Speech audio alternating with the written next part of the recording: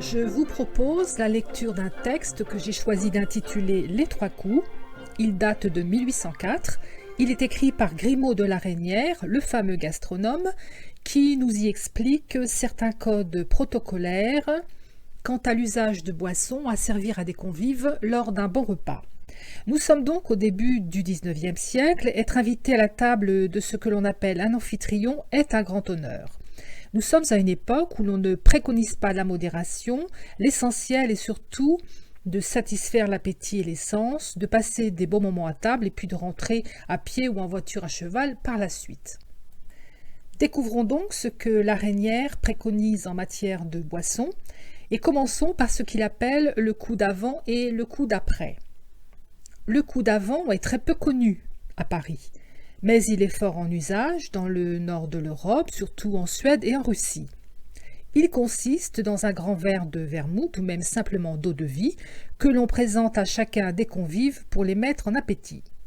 Alors ce coup se boit dans les salons, il est servi par le maître d'hôtel et l'amphitryon l'accompagne. C'est en quelque sorte le vin d'honneur. On le verse d'abord aux plus qualifiés des convives et ensuite aux autres indistinctement. Les sentiments sont partagés sur ce coup. Plusieurs médecins prétendent qu'une liqueur spiritueuse prise à jeun, ou tout au moins longtemps après le déjeuner, crispe l'estomac bien plus qu'elle ne le dispose à digérer. Dans ce cas, le coup d'avant resserrait donc ce viscère au lieu de le dilater et produirait un effet tout à fait contraire à celui qu'on s'en promet. C'est une vérité constante de dire que tous les peuples du Nord font un très grand usage des liqueurs spiritueuses, et cela sans que leur tempérament en paraisse altéré, alors qu'un Français ne résisterait pas 3 ans à un tel régime.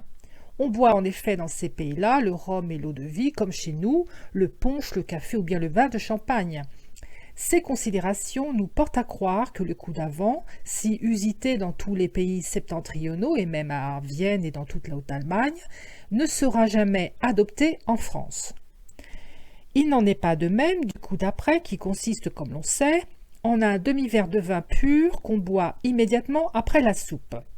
Ce coup ainsi placé dispose très bien l'estomac à tout ce qui doit le suivre.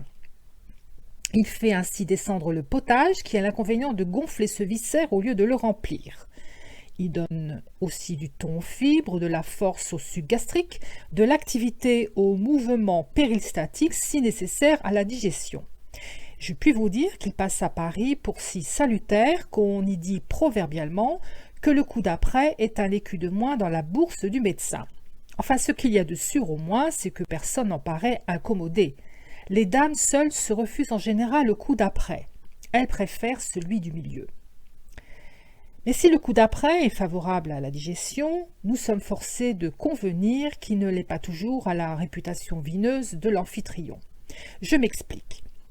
C'est une terrible épreuve pour un vin d'ordinaire que cette façon de le goûter. Le palais du convive est à ce moment aussi franc qu'il le peut être. Sa sensibilité n'a point encore été excoriée ni même émoussée par la haute saveur des ragoûts. Il est encore en quelque sorte dans un état de pure nature.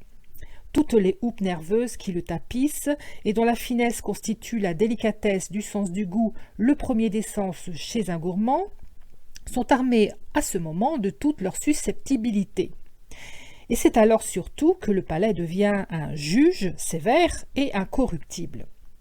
Aussi, cet instant du jour est-il le plus favorable à la dégustation des vins. C'est celui qu'on prend pour goûter les essais, et les rares qu'un palais exercé n'analyse point alors tous les principes constituants de cette boisson, hélas, si souvent falsifiée. Une remarque importante. Lorsque vous voyez le silence succéder au coup d'après, vous pouvez être sûr que le vin d'ordinaire que vous avez servi est d'une qualité médiocre. Mais si au contraire ce coup est suivi d'un concert univoque de louanges, ces louanges seront à coup sûr les plus sincères de celles qui sortiront pendant le repas de la bouche des gourmands, et par conséquent celles dont l'amphitryon devra se trouver le plus flatté. Quand donc le coup d'après ne servirait qu'à guider les soins d'un maître de maison à s'approvisionner soit à Mâcon, soit à Beaune, soit en Languedoc, d'excellents vins d'ordinaire, de ce vin à la fois généreux, solide, portant bien l'eau, ayant du corps, de la couleur et dépouillé de toute sa verdeur et de toute son âpreté, il serait alors très intéressant pour lui d'en conserver l'usage par la suite. Nous aurons occasion de remarquer dans la suite de cet ouvrage, en traitant des boissons, que le choix du vin d'ordinaire est beaucoup trop négligé à Paris, et que cependant rien n'est plus important pour la santé, je dirais même pour la sensualité. Les vins d'entremets sont des articles de luxe, et comme on peut s'en passer, on peut aussi leur pardonner d'être médiocres. Mais le vin d'ordinaire qui se boit à tous les repas, qui est donc l'excipient de presque tous les mets, doit toujours être franc, naturel, vieux, bien choisi et bien en boîte. C'est une vérité qu'on ne saurait répéter trop souvent. Mais il en est à Paris de cela comme de bien d'autres choses, on y donne plus à la vanité qu'au bien-être. Vous trouverez ainsi dans la garde-robe des élégants 10 habits contre une chemise, et dans la cave des riches vaniteux, du vin extraordinaire de tous les pays, et pas une bouteille qui puisse résister à l'épreuve décisive du coup d'après. Alors, c'est ce qui fait que dans plus d'une maison, l'on a adopté l'usage de boire de la bière à l'ordinaire et jusqu'à l'apparition des vins fins, parce que ce liquide est le seul qu'on ait pour encore imaginer falsifié à Paris. Ceux dont l'estomac est assez chaud pour n'être point incommodés de cette boisson pendant le repas font bien de s'en tenir à ce régime. Nous invitons les autres à y substituer l'eau pure qui, dans tous les cas, est toujours préférable à du vin composé. Passons maintenant au coup du milieu.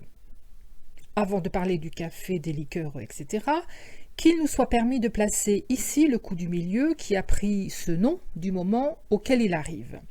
C'est à la ville de Bordeaux, si chère sous tant de rapports aux gourmands et aux vinographes, que nous devons cette admirable invention, ce trait de génie qui donne les moyens de faire un second dîner et qui double en quelque sorte les forces des estomacs les plus débiles. Je vous décris la scène.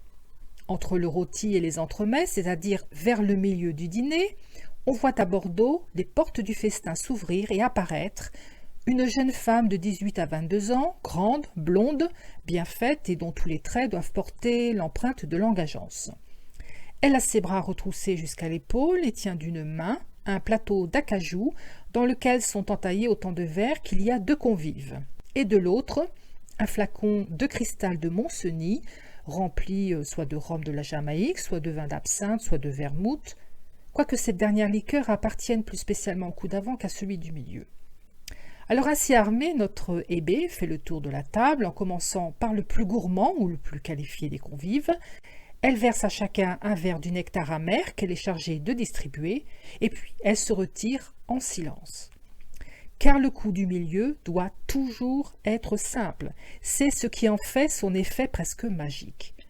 Nous laissons au médecin le soin d'en expliquer les causes, et nous bornant à en raconter les effets, nous dirons alors que chaque gourmand se sent dans les mêmes conditions qu'en se mettant à table, et qu'il est prêt à faire honneur à un second dîner. Aussi, le principal soin de l'amphitryon doit-il être de ne pas faire arriver le coup du milieu trop tard, parce qu'alors chacun aurait de l'appétit de reste. Cet usage a pris depuis quelques années une telle faveur à Paris qu'il n'est point de table un peu bien servie où il ne soit adopté. Les dames surtout, ici comme à Bordeaux, font un cas particulier de ce coup du milieu. Allez savoir pourquoi.